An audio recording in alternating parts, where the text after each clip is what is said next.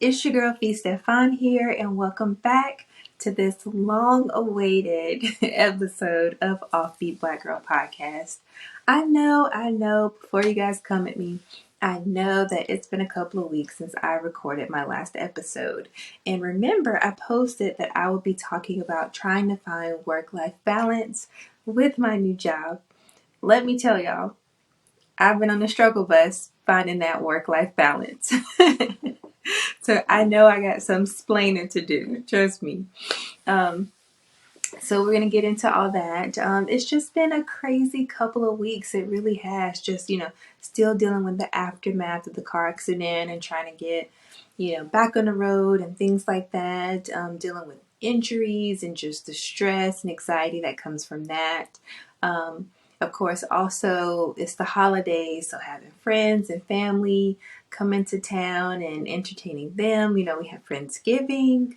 And then, of course, my new job that I started 2 weeks ago and trying to find balance now that I'm back working. I had those 2 months off and it was just so amazing. It was so amazing. I can't put into words how much that time off of work really helped my mental health, really helped me relax and, spend time with friends and families that I felt like I didn't get to see as often. With my traveling originally for my job, it gave me a time to really focus on me, really focus on the things that I want, the things that I like, and get a chance to figure out who I am. Granted, that's not something you can do in like 2 months per se, but it gave me time to solely focus on just the things that I like, the things that I want to do, and what interests me. So 2 months off work was amazing, and I made the mistake of not mentally preparing myself to go back to work. I was just like, oh yeah, I know I gotta go back. Oh yeah, I know I start in a week. Oh yeah, I know I start Monday.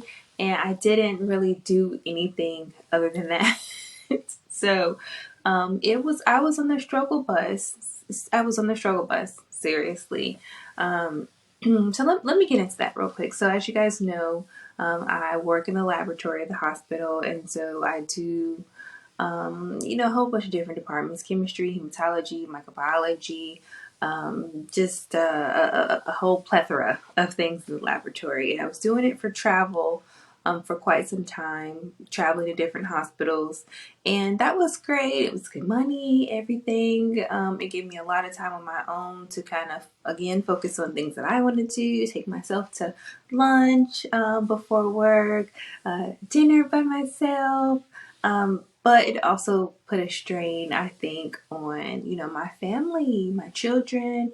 And so I think it was important for me to come back locally. With that being said, I love what I do, but getting back to work after having that time off has been really difficult for me. Because I became the captain of my own time. I became the captain of my own schedule, and now having to report back to somebody, now having to, set boundaries for myself, set limitations for myself. I can't stay up and binge Netflix tonight. You have to be up at 4:30 in the morning. So, and trust me, I am a second shift, third shift kind of gal. I'm not trying to get up early. I'm trying to let my body wake me up, and then I can, ease on down the road to work. So my training schedule for the new hospital is 6 a.m. to 2:30 a.m., which granted is good because you get a chance to get off early. You can beat traffic. I won't say you can get to the gym when nobody's there, because there's still people at the gym at 2:30 in the afternoon. I can't make it make sense in my head. Why aren't you guys at work? But then I had to think about it, and I was like, I'm not at work, so maybe they work the same shift I do. Maybe they work the early shift. But there's lots of benefits to getting off that early. I know when my kids were smaller, I had a similar schedule, and so it gave me a chance to go home and shower, maybe take a little nap, start dinner before I had to pick them up from daycare. So it gave me a couple of hours to kind of decompress, have some me time, maybe take a bubble bath, soak, again, take a nap. before I had to pick up, toddlers and an infant from daycare. So it definitely has its pluses. I don't have that issue now. Everybody's big, but yeah, so it has its pros for sure. But one of the cons is that I have to get up at 4:30 a.m. so I can be out of my house by like 5:15, so I can get to work by 3:35, 3:45, sometimes 3:50, depending on traffic and rain and all that stuff. And then it's in the city where, there's construction and just, all this. And then being able to park and get to the other side of the hospital to get into the lab and clock in by 6. So,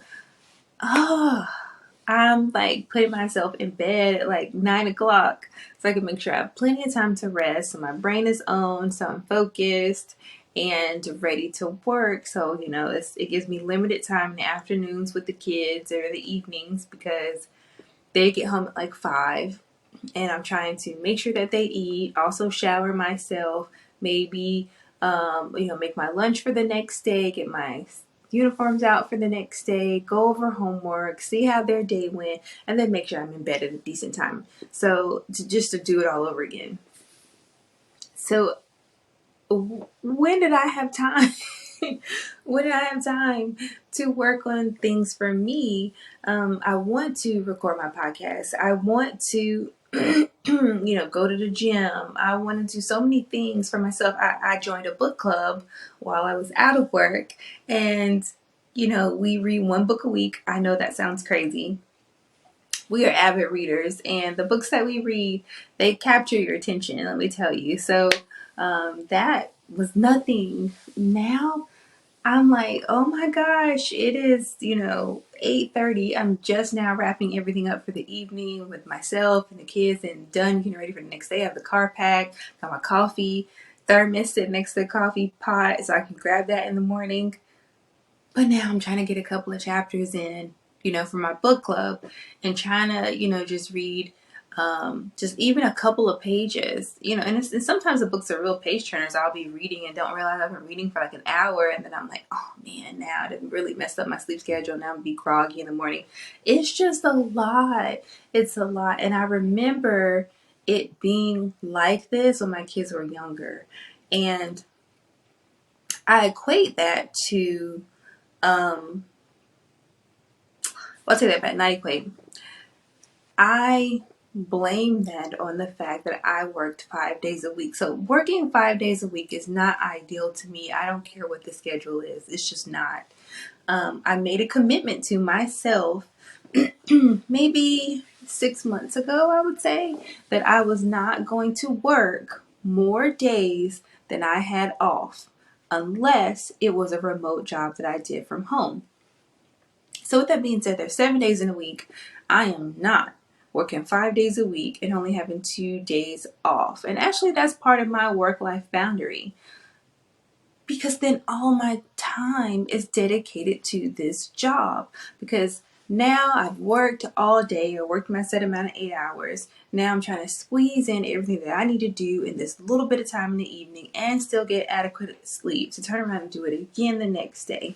And the only days I get off are those 2 days on Saturday and Sunday. And let's not forget that come Sunday evening, you're just repeating the cycle that you did all during the week. And then Friday, most of the time, you're too tired from work to add anything extra to it. So you really only get that full Saturday to be able to decompress and woosah. And it just, I know. And maybe it's, with my age, I'm getting older. I'm going to be 40 in a couple of years. Maybe it's just that I'm above that.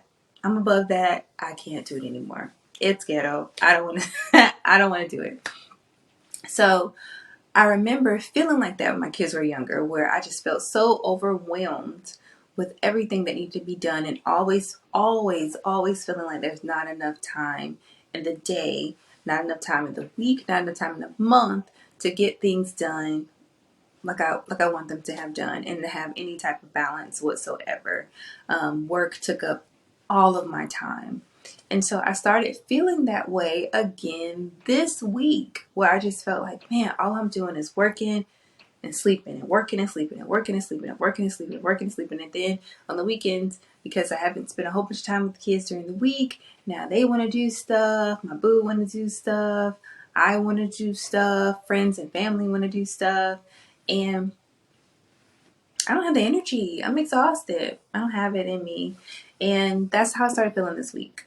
So on top of all of that, still dealing with the fact that, the car is totaled, waiting on the insurance to, pay this car off so that we can purchase another car, having to get rentals. And, it's apparently there's like this different rule where if your car is totaled, you can only keep the rental for the, until they assess the car and decide that it's totaled. Where if your car is in the shop and it could be repaired, you could keep your rental until your car is repaired, however long that takes. It takes, a couple of days, couple of weeks, couple of months.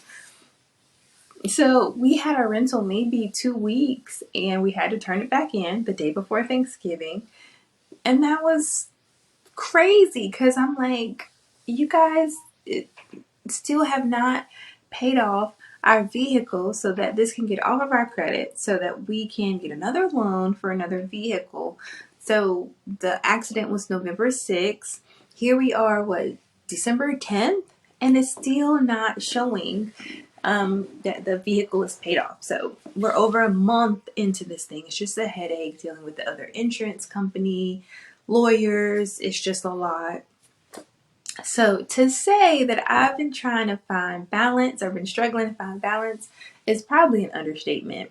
But I have made a commitment to myself, which obviously I've been struggling on my commitments, hence why the podcast has lagged a little bit. But mentally, I made a commitment to myself that I was not going to stress about things that I could not control. There's absolutely nothing that I can do about this hang up with the insurance company. So why let it stress me out? It'll come. It'll eventually get fixed, however long it takes. I'm not going to let it get to me. And having that mentality has helped a lot.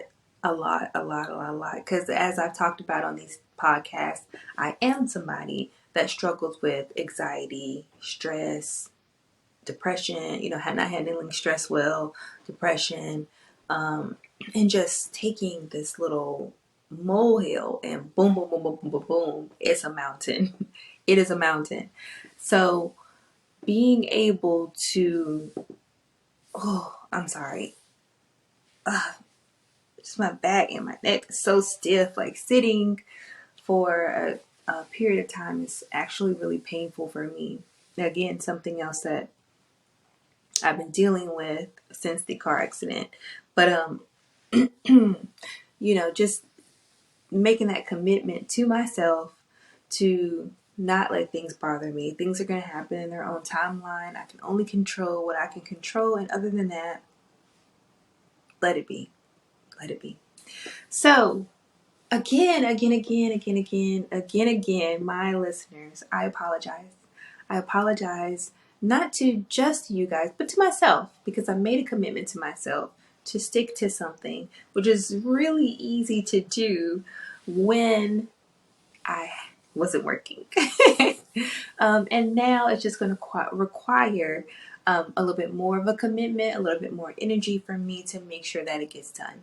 Now, I'm not saying that things won't change where, I might have, I'm not doing that. I was going to say, I've been contemplating, since I've been working these past 2 weeks about, do I still want to do the podcast every week, or is it something I want to reduce to every other week? Or, how do I want to handle it? Because I had this mentality that things that I love, that I wanted to do in my personal life, was affecting, the productivity in my life, right? So what I mean by that is I was trying to take things that I love and things that I enjoy and, decrease them so that I find some breathing room and some breath in this world that I live in, right? In my life, where what I need to be doing is taking out these other things and decreasing them. So it made me think, starting this week coming up, I will be on 312s.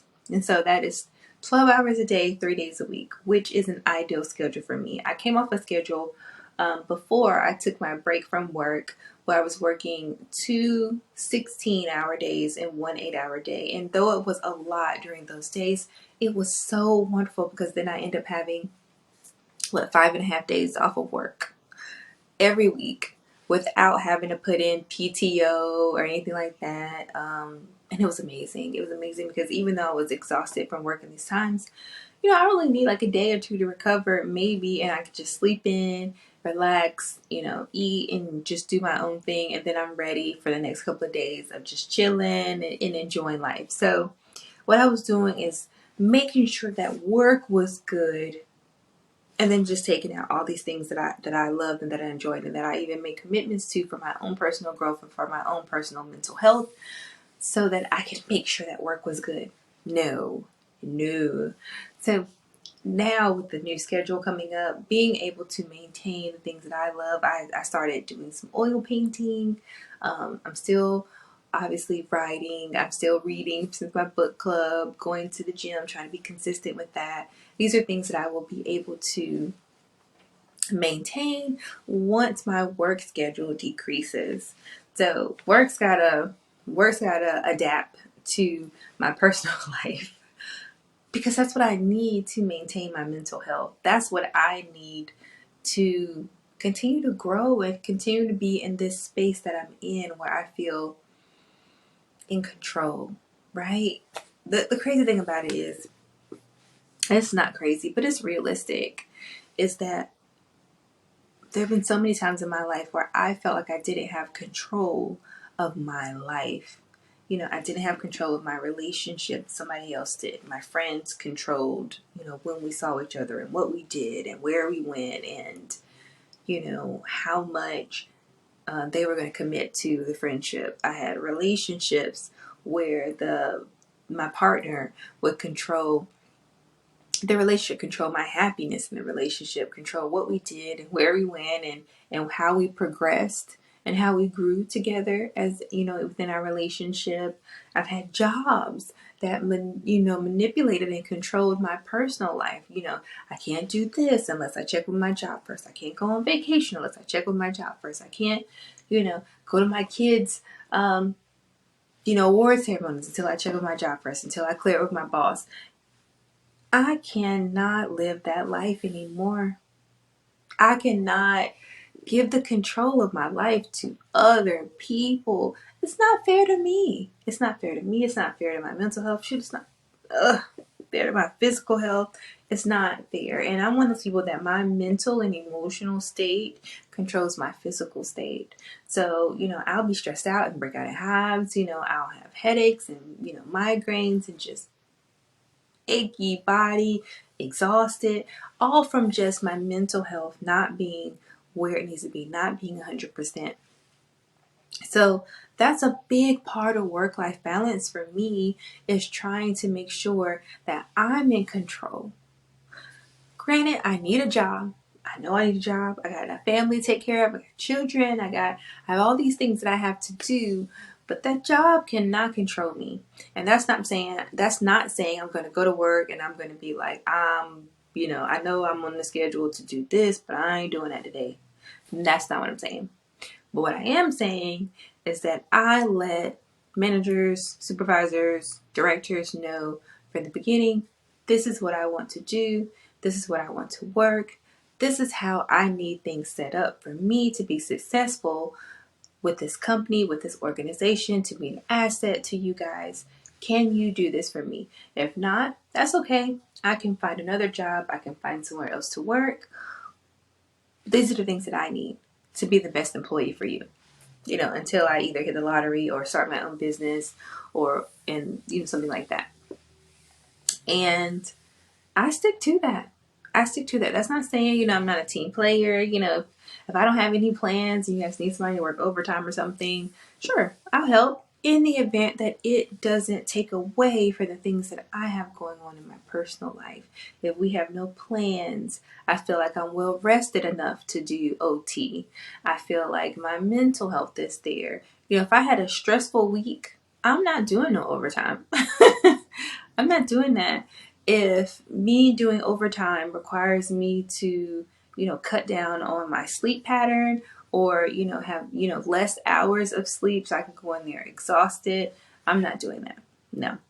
But if I'm working 3 days a week and it's the day after one of my days off, and I'm just home and the kids are doing their own thing and Bay is doing his own thing, I'm just like, yeah, I'll come in and I'll contribute and I'll be whatever you guys need me to be on those particular days, on that particular day, for however many hours. Yes, then of course, by all means, I'm more than happy to help. But if it requires any type of sacrifice from me, no, I can't do that. I've done that for so long with so many different things that even work is not happening. No, I'm not going to say even work. With nothing, it's not happening. It's not happening. And the crazy thing about it is, I felt myself, not necessarily the first week of work, but definitely the second week that I just came off, I felt myself being like, what's the word? I can't think of the word right now, but like going backwards. I had set all these boundaries for myself. I made these commitments for myself. Work-life balance. I was cheer, cheer, cheer, woo, woo, woo. And then I was finding myself feeling overwhelmed with work again. No, I can't do that. I cannot do that. I cannot do that to me. Because if I'm not in the best headspace, I'm not going to contribute to the job the way the job needs me to. I'm not going to be the employee that they're looking for, that they want. I'm not going to be that. I'm not. I'm going to be irritable. I'm going to be stressed. I'm going to be slow moving and unmotivated and all these things that we don't want. And I think jobs know that. And a lot of them do promote work-life balance. There are jobs. I was thinking right there. There are jobs that sell you on work-life balance, and then when you get there and you get hired and you're working, they make you feel bad for trying to obtain what they promised you could have in the beginning. Like if you're like, hey, I have all these PTO days and so I want to take a day off to do blah, blah, blah. Then they want to gaslight you and say, how could you, oh, we're so short staffed. It would be great if you could just stay, or we need you to, work a little after the time you're supposed to be off. It's only for a little bit of time, or, they try to tell you how great of an employee you are and how great you would be doing extra work without compensation. Again, I'm not doing any of these things. And being able to, what I've learned is being able to maintain a healthy work-life balance requires you to have boundaries at work. That's crazy, right? Because, we talk about boundaries all the time. We've been talking about boundaries with friends, boundaries with romantic relationships, boundaries with the family, setting personal boundaries within yourself. But you have to have boundaries at work too. I have to have them in order for me to be the type of person that I want to be, and for me to be the type of employee that I said I was. I have to have respect, of course. I don't care what your title is. I don't care what your role is. I don't care if you're higher than me. I don't care if you're, I did that now. I don't care if you're higher than me. I don't care if you're lower than me on this spectrum of authority. If you respect me, I will respect you always. From the janitor to the CEO of the hospital, I will respect everybody. I speak to everybody. I greet everybody. I treat everybody the same. I'm friendly. I'm nice to everybody. But I require that same respect. Respect, I heard someone say one time, respect is the minimum. That is the minimum that you are required to give me. You don't have to like me. You don't have to love me. You don't have to be my friend. You don't have to want to sit down with lunch with me or anything like that. But respect is the minimum. That is right. That is the lowest right there. This is where you start. You start with respect. Then you can build from there, but you can't go lower. That's the minimum. And I believe that wholeheartedly. I believe that wholeheartedly. With anything in all aspects in life, you got to require respect. I don't care who it is. But also in the workplace, that is a boundary for me. You will respect me. There's a way to talk to me. There's a way to come at me. There's a way to ask me questions. And there's a way for me to reciprocate the same.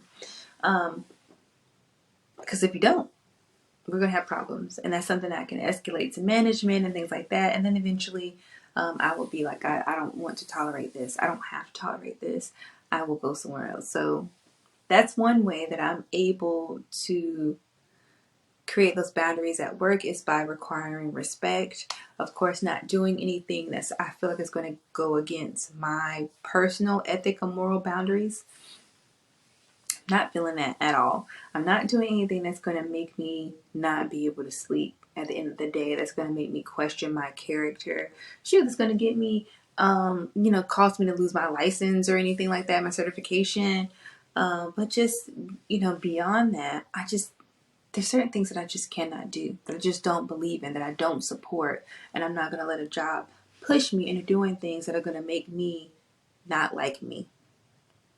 So that's one thing. Of course, I've heard so many things. We talked in previous episodes about the quiet quitting, but it's really just enforcing that you don't do work that you're not compensated for. And that's not saying that you can't be, you can't be a team player. But again, me being a team player and coming in to help when they're short staffed also means that I'm being paid overtime for that work. I'm being compensated for coming in on my day off. I'm not going to take on additional responsibilities that require me to, number one, neglect my previous expectations or job description, or cause me to be stressed out because I have my current workload plus something else that they put on to me. I'm not doing that either, because now I feel like the job has leverage over me, or you're not performing at the capacity that you should be. Well, of course I'm not, because I'm doing this job and I'm doing this other job, and now I'm stressed and I'm overworked and I'm still making the same amount of money. So no, I'm not doing work I'm not compensated for. And then I heard someone say mental health over everything. That should be tattooed on my forehead. That should be the mantra of the remainder of my existence. Mental health over everything. And I have this tattoo. You probably can't see it, and it's actually upside down because I feel like if I flip my arm, it'll look weird. But it says mind over matter.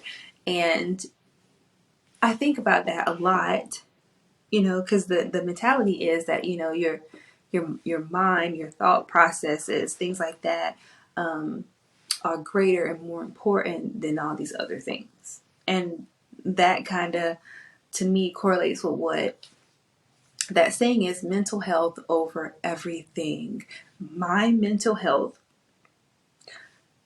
my mental capacity to be able to tolerate and do certain things is going to be my trump card every single time. I don't care what it is. My mental health card is my trump card. That is Big Joker all day. That's Big Joker all day, where I'm sitting here like, I absolutely will not, if my mental health is not well. I will not do it. If I'm feeling stressed at a job to the point where it's affecting my mental health, I need a mental health day. I need a PTO day. I need a day off without compensation if that's the case. Because if I don't have no PTO days, but I feel like I need a day for my mental health, that's fine. I just won't get paid, but I won't be there. I won't be there today. Because at the end of the day, if I'm not good, I cannot be what I promised the job I would be, and I cannot be what I promised myself I would be. I'm not going to be stressed out at work and overwhelmed and then come home and be irritable and agitated and snappy to all my loved ones and people that I would die for over a job that I might quit tomorrow. I'm not doing that. I'm not doing that.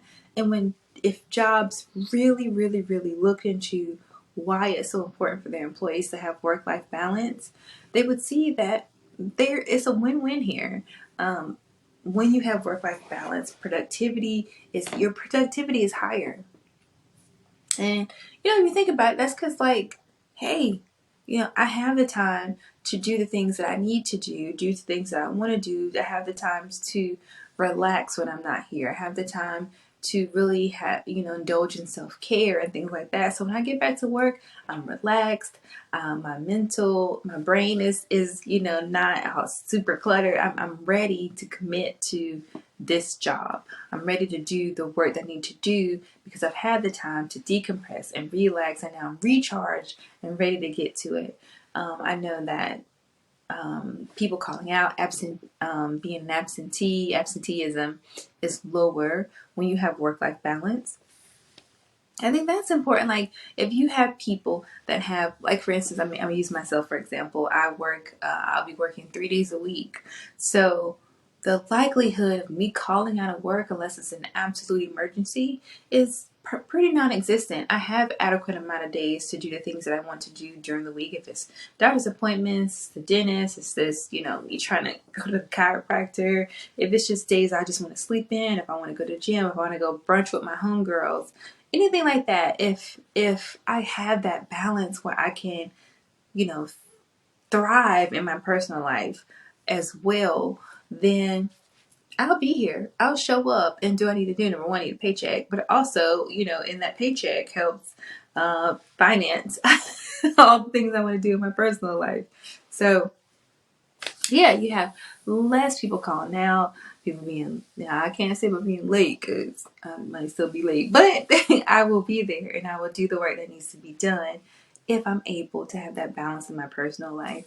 And of course, your mental health improves with that balance, and you come into work with a higher commitment and more motivation to do the work because you've had the time to, again, recharge your battery. You have your phone all day and you're using it all day, and then slowly you're watching that battery percentage just drain. I know for my phone, as it starts being overworked and that battery's draining, now it's looking a little dim. Now maybe some of the apps are opening up slow. It's just losing that juice. So, but me being able to put it on that charger at night, I wake up, it's 100%, it's ready to go, it's bright, it's fast, it's good to go.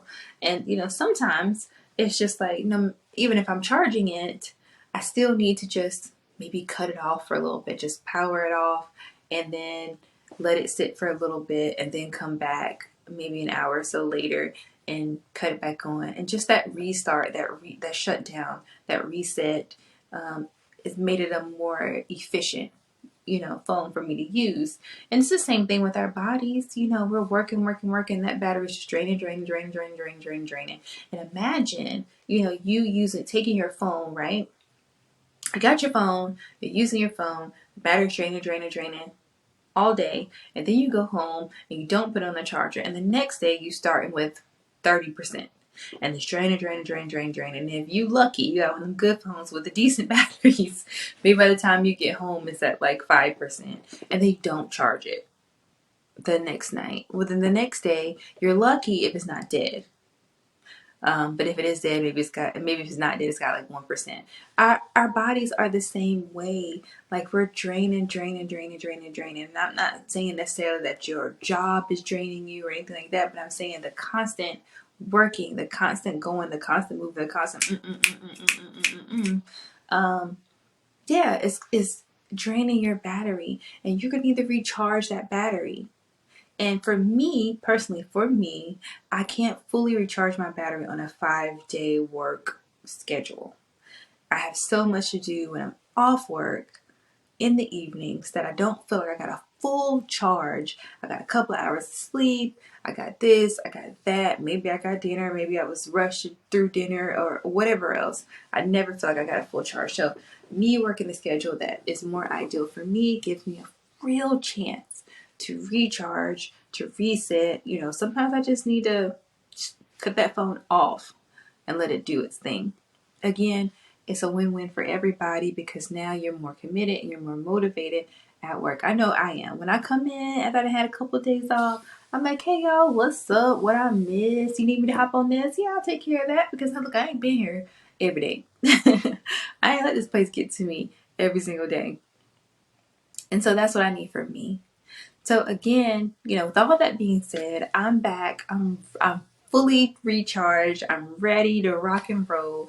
I'm ready to get back on my routine with my podcast, get back on my routine with a lot of things, and maintain that balance. I need that. I need that in my life so bad. I need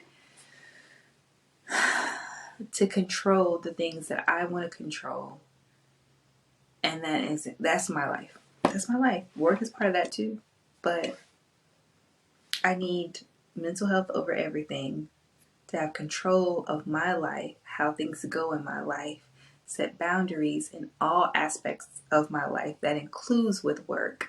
And if I can do those things, let me tell you, I'm winning. I'm winning. So I won't hold you guys any longer. I am so glad to be back. Thank you guys so much for your patience. Thank you for sticking around. Thank you for not, giving up on me. I wasn't flaking on you guys or anything like that. So, but thank you for, the loving emails, the checking on me, the comments. I read all the comments. I read all the emails. I love it. I see all the comments on TikTok and Instagram. Just thank you guys. Thank you for